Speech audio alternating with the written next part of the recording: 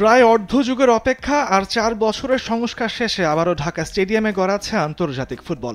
এটা শুধু একটা ম্যাচ নয়, হামজা সামিদদের হাত ধরে দেশের ফুটবলে যেন বসন্তের আভাস।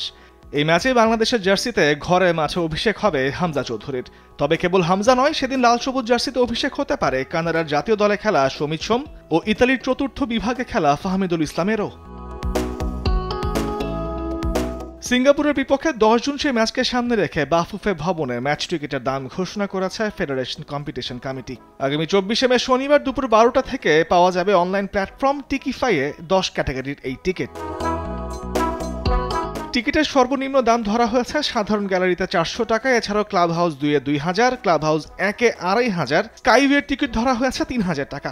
এর বাইরে ভিআইপি 2 ও ভিআইপি 3 বক্সের টিকিটের দাম ধরা হয়েছে 2500 টাকা। ভিআইপি 1 বক্সের টিকিটের দাম 4, এছাড়াও কর্পোরেট ও হসপিটালিটি বক্সের টিকিটের দাম ধরা হয়েছে সর্বোচ্চ 5000 টাকা। যে কোনো ব্যক্তি তার জাতীয় পরিচয়পত্র দিয়ে নির্দিষ্ট ওয়েবসাইটে গিয়ে সর্বোচ্চ 5টি টিকিট একবারে কিনতে পারবেন। এছাড়াও টিকিফাইয়ের মাধ্যমে 4 জুন ভুটানের বিপক্ষে প্রীতি ম্যাচের টিকিটটাও কাটা যাবে, আর সেই ম্যাচে গ্যালারির টিকিট মূল্য ধরা হয়েছে 200 টাকা। এছাড়াও 2 ম্যাচে একটা বড় অংশের টিকিট সৌজন্য হিসেবে দেয়া হবে ফুটবল সহযোগীদের, আর সিঙ্গাপুরের বিপক্ষে ম্যাচের একটা বড় অংশের টিকিট নিজেদের ক্যাম্পেইনের জন্য কিনে নেবে টেলিকম প্রতিষ্ঠান রবি। তামিমুর রহমান, স্পোর্টস ডেস্ক, দেশ টিভি।